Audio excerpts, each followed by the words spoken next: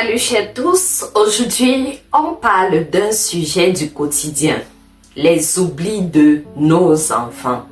Le bonnet, l'écharpe, le sac de sport, la natation, la gourde, le rendez-vous chez le kiné, le cahier de poésie et parfois on s'énerve, on se décourage. Mais si je te disais que derrière ces outils, il y a un apprentissage que ton enfant reçoit quand même. Celui de la priorité, pas juste de la mémoire. Un bonnet oublié, ce n'est pas un drame. C'est un inconfort, mais oublier son sac de sport ou de natation, c'est manquer une activité, un engagement. C'est là que le rôle de parent que tu es change. Ce n'est pas de crier, tu oublies toujours tout, mais d'aider ton enfant à hiérarchiser dans tout ce qu'il fait. Ton bonnet, c'est embêtant, mais ce n'est pas grave. Ton sac de sport, c'est ton engagement de la journée. Tu n'as qu'à apprendre à préparer à la veille, mon enfant. Quand tu dis ça, tu lui apprends la différence entre un oubli d'accessoire et un oubli personnel. Veux-tu faire cela avec ton enfant aujourd'hui? À lui apprendre ce qui est essentiel et ce qui n'est qu'accessoire. Les enfants oublient souvent parce qu'ils n'ont pas encore de repères. Toi, tu as ton agenda, tu as ta mémoire d'adulte parent. Lui, il apprend encore à organiser sa tête. Voici donc des astuces concrètes que je te donne dans cette vidéo. Crée un ensemble de checklists du matin que tu colleras dans sa chambre, sur sa porte. Bonnet, sac, carnet, collation, etc.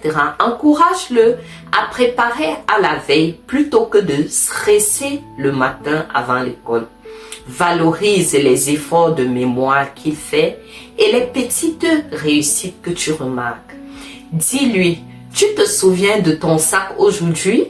Alors, bravo mon chéri. Et non, enfin tu n'as rien oublié pour une fois dans ta vie.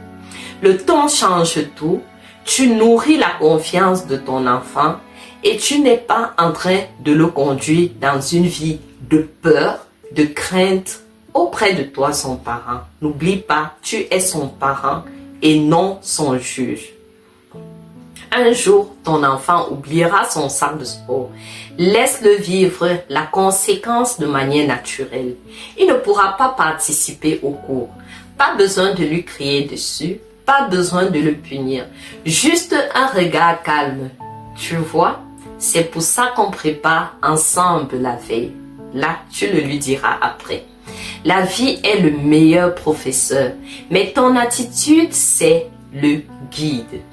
Guide ton enfant. Ce que tu fais là, c'est de l'éducation en conscience. Quand tu le guides, tu lui apprends à être responsable sans écraser son apprentissage, sans lui montrer qu'il doit être effrayé à cause de toi et de tes remarques. Les enfants n'oublient pas pour te provoquer, ils oublient parce qu'ils apprennent à gérer leur monde. Ils sont en apprentissage. Apprends-lui à distinguer ce qui est urgent de ce qui est important. C'est ça la base de ta responsabilité parent.